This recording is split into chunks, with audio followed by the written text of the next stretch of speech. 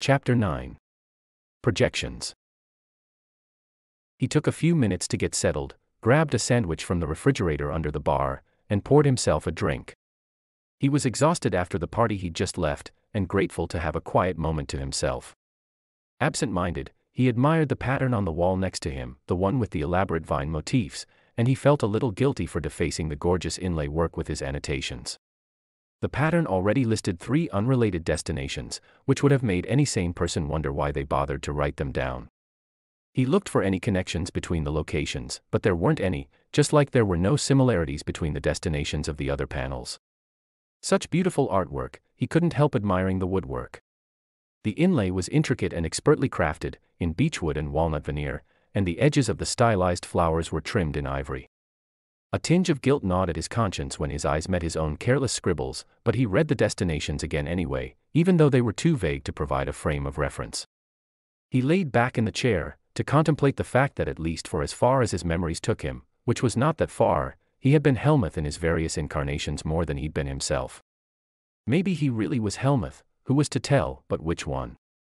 The familiar warmth of the brandy had relaxed his stomach, and he felt comfortable in that chair, the cozy feeling of a person who's gotten home after a long day, and finally got to put his feet up.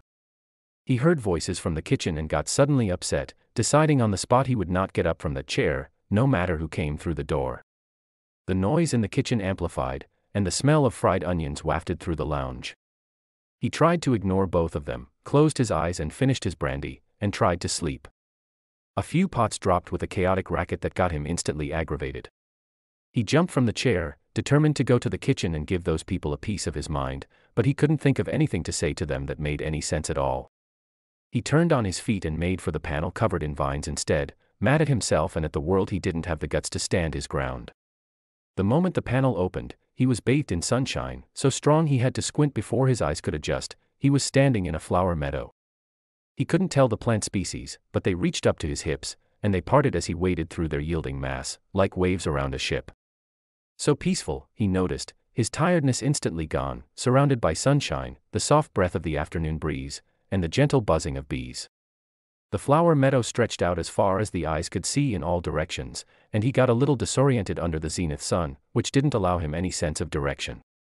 He shrugged, and was just about to walk forward, when a subtle instinct guided him to look across the field, and, to his bewilderment, noticed a door handle hanging in thin air 3 feet above ground.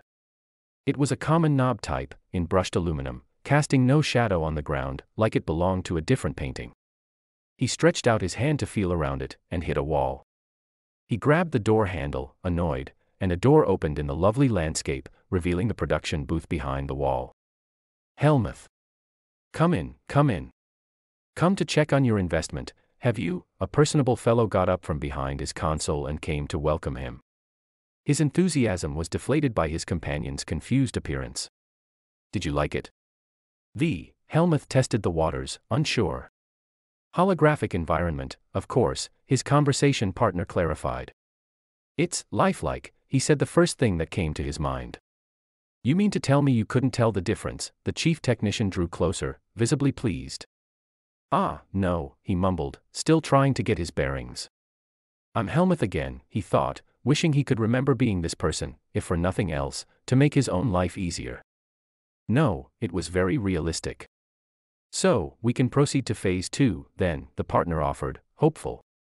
Might as well, he mumbled under his breath. He quietly wondered how many times does one have to embrace a persona before that persona becomes him, before one has the moral obligation to take responsibility for the actions and plans of the latter, before one should start caring about the consequences of one's careless decisions.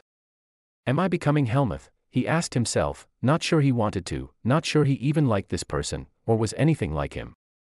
None of Helmuth's life events resonated with him. He couldn't feel this man's authentic emotions. He didn't even know how he liked his coffee, or if he even drank coffee at all. Come, I'm starving. We'll talk over lunch, his partner guided him towards the door. The thought of fine dining was appealing, a welcome change from the cold sandwiches and soup diet, and was looking forward to his gourmet meal when their car pulled up in front of a fancy restaurant. They'll never let me in dressed like this, he blurted out loud without even realizing it.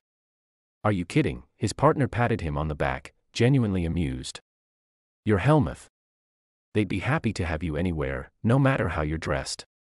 Is Helmuth my surname? He lost his footing at the unexpected logical shift. He crossed the threshold, half expecting to hear muzak, but was welcomed instead by the clinking of plates and silverware. Strange how a change of context can turn a vastly irritating sound into an enjoyable one. For a moment, he wondered if the sounds of pots and pans he could hear from behind the staff doors were in fact coming from the same kitchen, and whether he could use it as a shortcut to get back to the muzak lounge. Without even thinking, he walked into the kitchen, almost tripping over a server whose arms were loaded with plates, and who happened to be just behind the door. "You can't be in here, sir," a tense voice admonished him, as his business partner gently pulled on his arm, dragging him out of there. "You are a strange man, you know that," the latter looked puzzled. "Is there another exit out of that kitchen?" Helmuth asked him in a daze. "Of course there is. It's a kitchen. Why do you ask?" "No reason," he kept eyeing the door, still distracted. His partner tried to bring him back to the here and now by making small talk, and asked a polite, noncommittal question. "How is Jennifer?" It's a Jennifer now, he took notice, drowned in the sudden understanding that in this reality game he was playing, there was no way he could ever be the Helmuth character, because there wasn't a Helmuth, there were Helmuths, as different from each other as perfect strangers. A random game of Helmuth roulette, where he didn't even know what color he'd land on next. He didn't ask himself who Jennifer was to him. It wouldn't have made any difference anyway, it could be a Roger or a Taylor next, for all he knew. His appetite now gone, he excused himself for a moment, pretending he had to take a phone call, promising to delve into the subject of Phase 2 when he returned, and made his way out the door, relieved to hear the muzak chiming softly in the background. He wrote the new destination on the panel under the other three, and gaped incredulously when he read the composite. Inside the wall the blue world duplicates Phase 2 holographic game. It's a language, he laughed out loud.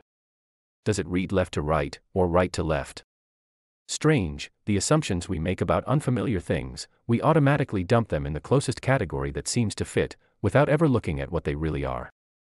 He rushed to look at the other destinations he'd marked down on the panels, whose descriptions kind of made sense taken together, if only in a poetic sense. At least now I have an incentive to keep opening these doors, he thought. He contemplated the hope of compiling an actual story for himself out of random Helmuth fragment variants, an authentic life story, written in travels on the walls of this strange lounge he had gotten used to considering his home.